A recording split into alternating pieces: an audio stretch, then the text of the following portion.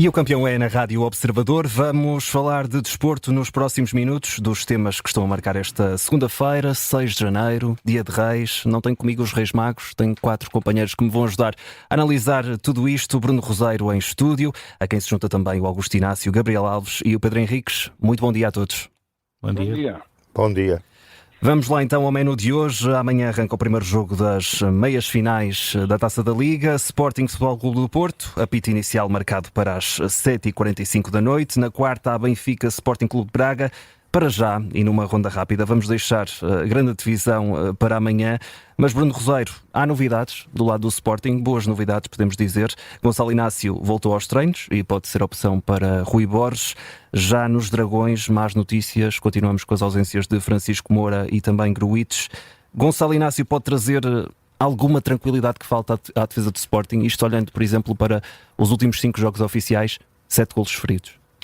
Eu diria que vai trazer obrigatoriamente uma outra estabilidade. Não sei ainda se será no jogo com o Futebol Clube do Porto, por uma razão simples. O Rui Borges sabe que este jogo com o Futebol Clube do Porto é só mais um passo num ciclo complicado que poderá ter ou não a final da Taça da Liga no sábado, mas depois tem também uma deslocação a Vila do Conde, tem 2 jogos da Liga dos Campeões até ao final de janeiro e por isso mesmo, até pelas limitações do próprio plantel do Sporting, quer o Inácio, quer o Bragança, que me parece que estará muito perto também de recuperar, podem não ser arriscados neste tipo de jogo, ou seja, eventualmente se o Sporting for à final, ser utilizado... Parece-te uma opção mais certa numa possível final do Sporting? Sim, porque até me parece que na lógica do Sporting não vale a pena arriscar muito nesta altura a Taça da Liga. Ou seja, aquilo que se viu em Guimarães, por mais que se fale numa coisa óbvia, que é um candidato ao título, não pode perder 2 golos de vantagem no campo, como em Guimarães,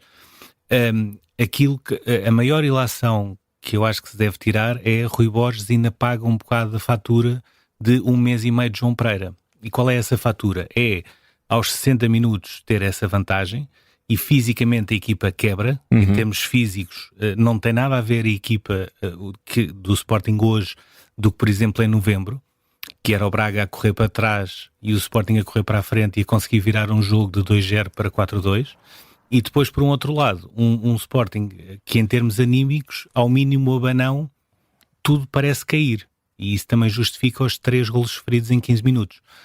E por isso mesmo diria que Rui Borges pode não arriscar assim tanto nesta meia-final da Taça Liga, tendo em conta o calendário em janeiro. Em contrapartida, o Futebol Clube do Porto é um pouco ao contrário. Não jogando na Madeira, tendo essa vantagem, digamos assim, física. Quanto mais não seja pelo tempo de descanso também. Pelo tempo de descanso, pelo tempo de preparação do jogo. Por ter praticamente, à exceção do Moura e do Gruites, ter praticamente todos os jogadores aptos. E também por uma série de resultados dos adversários que animicamente dão muito alento a este Futebol Clube do Porto, que está a dar os seus primeiros passos numa nova era. Eu diria que é mais provável que o Futebol Clube do Porto vá com todo o gás para este jogo do que propriamente o Sporting, que tem de gerir nesta altura os jogadores que tem disponíveis. Muito bem, até porque quanto mais não seja pode dar aqui uma motivação extra para os próximos jogos do Futebol Clube do Porto também. Augusto Inácio, vou até ti. A última vez que os dois se enfrentaram, neste caso o Sporting e o Futebol Clube do Porto, foi a 31 de setembro. Vitória do Sporting em Alvalade por 2-0. Muita coisa mudou desde aí. Já 2 treinadores acabaram por passar também pelo Sporting. Há alguém a partir em vantagem para esta meia-final, tendo em conta o momento atual tanto do Sporting como do Futebol Clube do Porto? Ora, bom dia a todos. São momentos diferentes. Se nós nos lembrarmos que no início da época o Sporting também teve a ganhar e perdeu a Supertaça para o Futebol Clube do Porto de uma forma que eu diria inédita, depois o Sporting começou a crescer e em Alvalade dominou completamente o jogo e foi um justo vencedor. Mas os tempos agora são outros, completamente diferentes. Já houve mudanças no Sporting, já houve o Sporting num ponto muito alto com o Rubem Amorim e teve num ponto muito baixo com o João Pereira, está a tentar reparar com o Rui Borges. Reparemos que no jogo com o Benfica, Maurício também tinha reparado um mês e tal de lesão e foi logo jogar com 2 dias de treino, correndo sérios riscos, mas felizmente as coisas correram bem nesse sentido e correu bem também no resultado. Com o Gonçalo Inácio a reparar, eu não estou a ver com um dia só de treino que vá logo entrar em jogo, não estou a ver isso, porque é um risco enormíssimo, porque as recaídas depois demora muito mais tempo do que aquela que foi a cura dessa mesma lesão. Eu acho que o Sporting continua desfalcado, falta muita gente importante no meio campo também. O Porto, não jogando na Madeira, embora tivesse feito a viagem e aquelas chatices todas que provoca o Neveiro, mais Neveiro, joga 15 minutos e não joga 15 minutos, aquelas coisas todas, mas fisicamente o Porto está mais fresco, porque não jogou, e o Sporting jogou num jogo, enfim, emocionante, no sentido também que houve alternâncias anímicas naquele jogo, o Sporting numa primeira parte muito boa, a segunda parte mais fraca, tal e qual como tinha sido o jogo com o Benfica.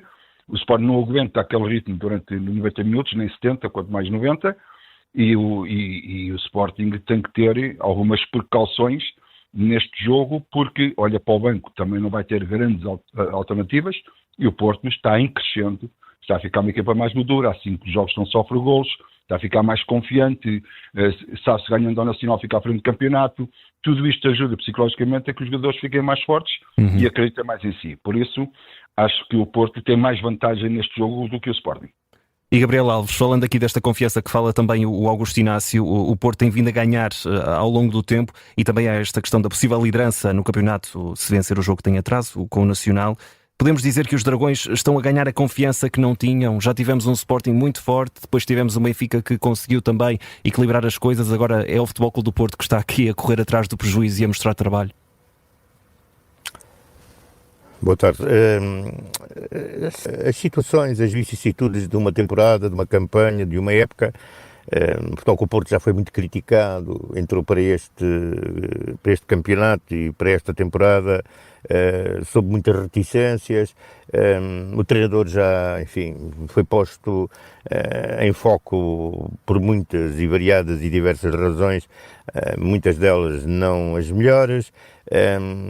Tudo aquilo que a equipa, portanto, apresentava não foi, em muitas das situações, o mais agradável, mas a verdade é que o Futebol Clube do Porto tem vindo a denotar trabalho, tem vindo a solidificar situações, tem vindo, portanto, a operacionalizar aquilo que é um perfil de jogo, onde o fator mais importante e que me apraz aqui registar é o não sofrer golos, porque isso é o fundamental, uma equipa ser capaz de não sofrer golos, portanto porque é a defender e a saber defender que se ganham campeonatos, obviamente que se ganham jogos marcando golos, portanto, e o Futebol Clube do Porto tem os ativos para essa vertente, muito bem comprado o espanhol Samu, que está a dar cartas, e cartas cá e cartas em termos de programa internacional. A verdade é que este Futebol Clube do Porto está a solidificar processo. Agora, os jogos são os jogos, cada jogo tem a sua história, e este clássico vai ser mais um clássico, frente ao Sporting Clube de Portugal, que o fator físico foi muito bem levantado logo à partida pelo Bruno Roseiro, não é um fator que apareceu só a norte, foi um fator que apareceu no jogo com o Benfica, porque aquela segunda parte do Sporting face ao Benfica, aquilo que nós podemos dizer, até na gíria do futebol, o Sporting houve ali um momento em que deu autenticamente o berro. Portanto, é um jogo em expectativa. As lesões dos jogadores do Futebol Clube do Porto são sempre importantes, são menos 2 jogadores com que se pode contar, e que mas não são jogadores que têm estado a ser, portanto, de grande utilização, principalmente o Gruitch, não sei mesmo se não sairá nesta janela de inverno. Quanto ao Sporting, obviamente tem que recuperar as suas principais unidades, Gonçalo Inácio é uma delas, pois, e no meio campo também tem 2 jogadores que são fundamentais fora, e isso tem feito ressentir, portanto, aquilo que é o jogo do Leão. Portanto, Sporting Porto, expectativa, Taça da Liga, Sporting mais de olhos postos noutras provas, o Porto, que já está afastado de uma das provas, obviamente que não vai querer perder esta. Pedro Henriques, vou agora até ti e pedir-te aqui uma pequena perspectiva deste jogo de amanhã às 7h45 entre Sporting e Futebol Clube do Porto, e também uma análise ao perfil de António Nobres. Vai fazer a estreia num jogo entre os grandes. Quero saber a tua opinião sobre isto.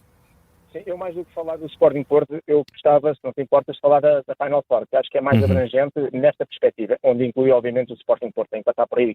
Que é o seguinte, eu acho que esta Final Four é muito importante para os 4, mesmo muito importante. Não é o título só em si, mas é aquilo que falta jogar do resto do campeonato. Porque neste momento temos 4 equipas que já tiveram momentos altos e coisas boas esta época, mas estão altamente desconfiadas delas. Repara que se o Braga ganhar a Final Four, que tem feito uma época muito irregular, repara que vão-se jogar entre eles. E, portanto, não é um título que é ganho com outras equipas, é entre os craques. Tendo então com isso, se o Braga ganhar a Final Four, vai pensar que aquilo que fez na Luz é possível voltar a repetir mais vezes e, portanto, fazer uma parte final de campeonato melhor e chegar-se mais à frente do campeonato. O Sporting, que era campeão nacional garantidamente com o Ruben Amorim, altamente confiado com o momento de João Pereira, e mesmo com esta questão na parte contra o Benfica, da maneira como deixou-se fazer os gols, ou nas casas até 3 contra o Vitória, etc., mas que poderá voltar a dizer assim, bem, quando vierem os nossos reforços, os principais reforços que tivermos do Sporting e buscar os lesionados, basicamente. Se calhar nós temos cá, continua cá a qualidade, e agora ganhamos uma Final Four, isto daqui para a frente pode ser extremamente positivo, e podemos voltar a ambicionar o título. O Porto, por outro lado, vindo a subir de forma, resultados, não sofrer golos até uma boa exibição, quando se esquecer aqui os 15 minutos na final, não conta para qualquer tipo de estatística, no meu ponto de vista, e que pode ganhar a Final Four, além do título, ganhar diretamente os dois adversários que estão na luta, como é o caso do Sporting, depois vão ser Benfica ou Braga, e mais, na semana depois pode passar para o primeiro lugar, e portanto ganhar mais uma moral para o resto. E o Benfica, muito desconfiado, sobretudo por esta parte final, dos processos, destas guerras internas dos Otamendi com o Bruno Lage, do próprio Bruno Lage, ganhar significava que também tinha que ganhar a dois grandes, Braga e depois um Sporting ao Porto, e portanto poderia aqui dizer, não, se calhar o que falta aqui é acertar umas pontas e pôr a parte emocional. Portanto, eu acho que esta Final Four é extremamente importante para quem sair vencedor, porque em termos emocionais, em termos psicológicos, vai pela positiva para quem ganhar e pela negativa para quem não ganhar, em relação às desconfianças que depois passam a ter. Em relação ao António Novo, é um árbitro internacional, amanhã falarei os dados estatísticos dele, como faço antes do jogo, mas é um árbitro que tem vindo a crescer, sob o ponto de vista é internacional, tem começado, a olhar para o currículo dele, tem começado a ter os jogos de outro nível, e aqui tem uma hipótese, porque estes jogos são extremamente importantes, mesmo sendo uma meia final, porque é um Sporting Porto. E portanto é destes jogos, quando ele daqui a 20 anos ou 30 estiver a recordar a sua carreira pela positiva e pela negativa, é destes jogos, com todo o respeito que todos os jogos têm, que ele sai recordar, eu fiz um Sporting. Deixamos-te ouvir por aqui, Pedro Henriques, por os minutos. Só para terminar, não tinha percebido. Para dizer que estes jogos são extremamente importantes para os árbitros, porque sob o ponto de vista daquilo que é depois o futuro, daquilo que é a carreira, daquilo que é até o que marca a qualidade de um árbitro, tem muito mais a ver, não tanto com a regularidade, mas tem muito mais a ver com os 5, 6, 10 jogos que uma pessoa faz ao longo da época, ao longo da carreira, entre os Benfica, Sporting e Porto, e estou a falar só do plano nacional, do que às vezes todo o restante dos outros jogos. E são estes jogos que depois marcam muitas vezes a qualidade de um árbitro, ou pelo menos a percepção que se tem da qualidade de um árbitro. Oxalá e corra bem, obviamente. Muito bem, temos amanhã então essa meia-final, a primeira meia-final, Sporting Futebol Clube do Porto, relato e análise na Rádio Observador. Amanhã o apito inicial está marcado para as 7h45 da noite. Vamos deixar o resto dos palpites e a antevisão que resta para amanhã. Agora proponho que façamos aqui uma análise ao mercado de inverno e para falar do Benfica, Bruno Roseiro, e tendo em conta aqui o momento desportivo atual do Benfica, da questão dos reforços que vieram, entretanto, no mercado de verão, o Benfica parece ser o clube que mais precisa de reforços. E segundo noticia hoje o jornal O Jogo, Rui Costa vai dar esses reforços a Bruno Lage, lateral direito, central e extremo, são aqui as principais prioridades para os encarnados. O que é que podemos esperar deste mercado de janeiro para o Benfica, sendo que também se avalia aqui a possibilidade de vender, não é só comprar, não é? Tudo é um problema e a partir de agora tudo o que acontecer na época do Benfica tem de ser analisado num contexto de 3 pontos que são fundamentais para perceber todo o resto. Ponto 1, não foi Bruno Lage que montou este plantel, foi Roger Schmidt, ou seja, Rui Costa entendeu que Roger Schmidt tinha condições para ficar, montou o plantel. Herdou as escolhas do Schmidt. Herdou as escolhas e isso também justifica em parte o facto de haver tão poucas apostas entre as segundas linhas do Benfica. Depois um outro ponto fundamental, o Benfica tem eleições em outubro e a partir de agora qualquer decisão que se tome em termos desportivos vai também ser avaliada num contexto eleitoral ou pré-eleitoral que já começou há muito tempo e que está a mexer muitas pessoas, muitos nomes e muita gente. E depois um terceiro ponto que tem a ver com o facto de se perceber, sobretudo na Luz, que o campeonato mudou a 10 de novembro. Ou seja, a partir do momento em que o Ruben Amorim saiu, o campeonato mudou. E nesta altura o campeonato está feito de uma forma onde não vai ganhar o melhor, vai ganhar o menos mau. E daí que estas duas derrotas seguidas, Sporting e Braga, tenham feito soar muitos alarmes na Luz, muitas culpas próprias de Bruno Lage, um claro choque que me parece agora inevitável fugir entre Otamendi, Di Maria e Bruno Fala-se essa Lage. questão das nuvens cinzentas que podem haver no balneário. Sim, parece-me óbvio uma coisa. O Benfica está a entrar aqui numa espiral e a Final Four da Taça Liga poderá ser importante para estancar isso, onde o plantel desconfia do treinador. Ou seja, desconfia porque existe este choque latente com os dois jogadores argentinos, desconfia porque as segundas opções sentem que merecem muito mais minutos. Não faz sentido Artur Cabral não jogar mais quando Pavlidis, que é a principal referência do Benfica, por simplesmente não marca golos e agora até deixou de ajudar os outros a marcar. E, portanto, todo esse contexto faz com que o mercado do Benfica, até mais do que as possíveis entradas e saídas, seja sobretudo a estabilização em termos internos. Porque se o Benfica não conseguir superar esta fase, por um lado, Bruno Lage não terá futuro no Benfica e, por outro, Rui Costa terá um caminho muito mais complicado em termos de eleições. Portanto, enquanto o Benfica não conseguir estabilizar em termos internos, muito mais importante do que quem possa vir, continuará sempre a ter um problema. Depois, acha-se, além das entradas, há aqui também um outro ponto fundamental. A situação de António Silva é uma situação complicada, porque já se percebeu que António Silva não gosta de estar no banco, acha que não faz sentido estar no banco, olha para cima e vê Otamendi fazer o que quer. E a ser titular? A ser titular, a fazer o que quer fora de campo e dentro de campo e a ser titular. E eu diria que o caso específico do António Silva pode também gizar tudo aquilo que vai ser o mercado de transferências do Benfica, neste caso, se o António Silva vier mesmo a sair, também pelas críticas que Rui Costa muito provavelmente irá receber. Augusto Inácio, pedia também uma análise daquilo que pode ser este mercado do Benfica de janeiro, que será muito importante, e o Bruno Roseiro já elencou aqui alguns dos problemas. Há alguém que tu consideres que esteja mais na porta de saída do que outros, por exemplo, para entrar alguém? O problema do Benfica não é sair jogadores e entrar jogadores. O problema do Benfica é a sua qualidade de jogo. Porque pode vir os jogadores que vierem agora, os mais craques, se não melhorares a qualidade de jogo, ou talvez a qualidade do treino, e que o Benfica tenha realmente uma certa dinâmica no seu jogo, em que só vi isso no Benfica 3 vezes. No jogo Foco do Porto na Luz, no jogo Atlético de Madrid na Luz e no jogo Nacional na Madeira. Aí vi um Benfica forte, mas esse Benfica nunca apareceu mais. O Benfica tem ganho os jogos, esporadicamente digo eu, no sentido de que ou faz boas primeiras partes, mais segundas partes, ou vice-versa, vai ganhando os seus jogos, é verdade, porque o nosso campeonato é fraco nesse sentido, e o Benfica passou por os pingos da chuva em relação às suas exibições. O que é certo é que o Benfica foi ganhando e quando se ganha tudo a gente se cala. Mas o problema estava lá e continua lá. Podes buscar 3, 4, 5 jogadores. Pode ser António Silva, pode ser o Otamendi. Mas se a qualidade do jogo não for melhor, e tem a ver, a qualidade do jogo tem a ver com aquilo que é o treinador. Eu não estou a dizer que o treinador é mau, não é isso que eu estou a dizer. Estou a dizer que não está a dar aquilo que se esperava numa grande equipa como o Benfica, que tem um excelente plantel. E depois é todos os problemas que o Bruno Rosário falou. E bem, há primas donas no balneário do Benfica e os jogadores não são burros nenhuns.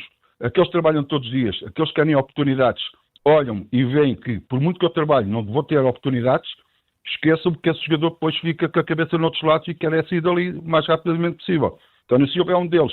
Vê o Otamendi ir para a Argentina 2 vezes. Parece que é como de irmos aqui de Lisboa, ali a Setúbal, eu já venho. Vou e já venho. Quer dizer, vem. No Estoril, aquilo foi para inglês ver. Fica no banco, quer um jogo que o Benfica mais ou menos ia ganhar. Depois chega-se ao Alvalade, vai outra vez para a Argentina, vem, e o António Silva diz assim, quer dizer, agora não jogo eu, joga aqui o senhor, o manda-chuva disto, claramente que aquilo tem primas donas, e ali há gente que tem um estatuto que, pelo seu estatuto, deveria dar o exemplo para o balneário. Não o dá. E eles é que mandam. E eles é que dizem agora se querem ficar no Benfica ou se não querem ficar no Benfica. Foi assim com o Di Maria o ano passado. Era para o Rosário Central. Não foi por isto ou por aquilo. Segurança. Veio e depois decidiu. Eu quero ficar no Benfica. Ele é que quis ficar no Benfica. E o Benfica esperou sempre pelo senhor.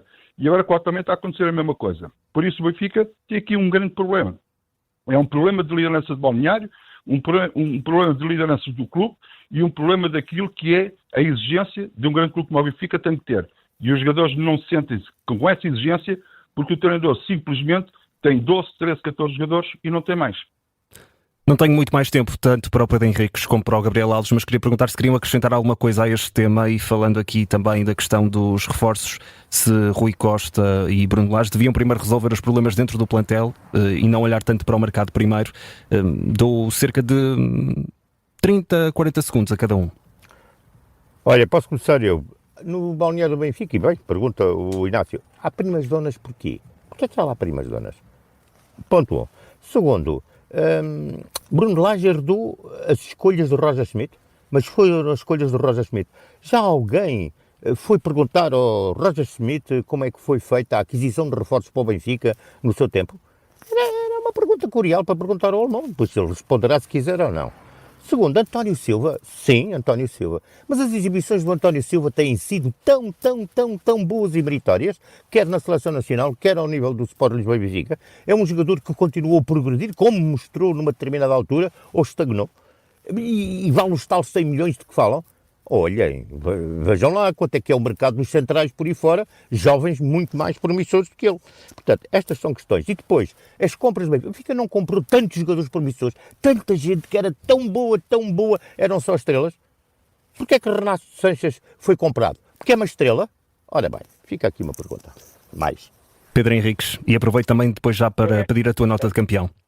Eu é mesmo 15 segundos. Eu olho para o mercado desta seguinte maneira. O Benfica precisa do Gyökeres, o Sporting precisa do Turbine e o Porto precisa do Francisco Conceição. Basicamente isso. O Porto precisa de um desequilibrador, o Sporting na baliza, no meu ponto de vista, é o ponto mais frágil neste momento, porque os reforços são lá todos, não é? Lesionados. Obviamente, para defesa a 4 há precisado de um lateral, porque já está no mercado para um lateral, direito, se não tem erro. E o Benfica, por muitas voltas que queiramos dar, jogadores aqui e lá, o Benfica não tem um matador. E o matador é um jogador que joga bem, joga mal a equipa, encosta. E o Benfica não tem nenhum jogador, tem jogadores que jogam nessa posição, mas não tem um jogador nessa posição, que faça exatamente isso. Em relação à minha nota de campeão, Vamos a isso, Pedro. vou dar nota 18 para um jogador que eu acho excepcional, tem que ter lugar nos 3 guarda-redes da Seleção Nacional.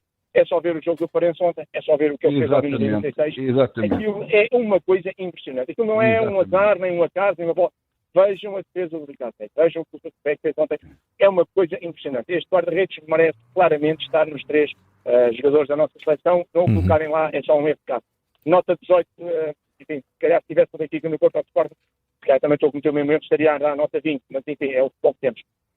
Nota 18 para Ricardo Velho, Bruno Roseiro, nota e campeão do dia. Não combinamos. A minha era uma nota 14, que é o número de pontos do Farense, mas também é para o Ricardo Velho.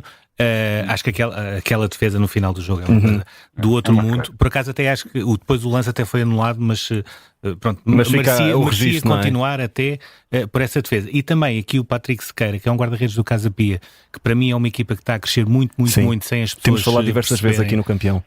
Cresceu muito e este Patrick Sequeira ontem faz um jogo fabuloso a aguentar o empate do Casa Pia e é também mais um bom guarda-redes. É certo que o Sporting precisa de despachar, entre aspas, ou Israel ou Kovacevic, mas parece-me que o Ricardo Velho é de caras. Augusto Inácio, não me digas que também vais dar a Ricardo Velho. Pois, nós Os 3. combinámos, sabes? Antes do programa nós ligámos um ao outro e dissemos assim, é o Ricardo Velho. Epá, aquilo fica na retina, aquela grande defesa. É verdade que estava fora do jogo, pois a jogada foi anulada, mas aquela defesa do Ricardo Velho, eu já ando a falar no Ricardo Velho já há algum tempo, não é só de agora, pela defesa de ontem, não é nada disso. Já o ano passado eu estava a dizer, se os grandes andavam a dormir, porque é que não iam contratar aquele guarda-redes? E o Sporting deu 9 ou 10 milhões pelo Kovacevic. E tinha ali o Ricardo Velho, não sei se era mais barato, se era mais caro, não sei. Sei é que os guarda-redes dão pontos, dão campeonatos, e os guarda-redes do Sporting não estão a dar isso. Por isso o Ricardo Velho merece um clube grande, estás num bom clube que é o Farense sério, mas o teu estatuto, a tua forma, a tua categoria merece um palco muito superior. Muito bem. Fechamos com o Gabriel Alves. 30 segundos, Gabriel, muito rapidinho. Muito rápido. Inglaterra, Premier League, tem 4 treinadores portugueses. Fala-se muito do Ruben Amorim e, bem, tem o estatuto que tem, na dimensão que tem, por aquilo que fez no Campeonato Português, por aquilo que é agora treinador de um grande nome do futebol mundial, Manchester United. Mas por que é que não falam do Nuno Espírito Santo? É terceiro na Premier League, no Nottingham Forest. Ora bem, Nuno Espírito Santo, não andam a ver bem, não. 17 para o Nuno Espírito Santo, que é de facto um excelente treinador, e uma pessoa com grande perfil de cavalheiro.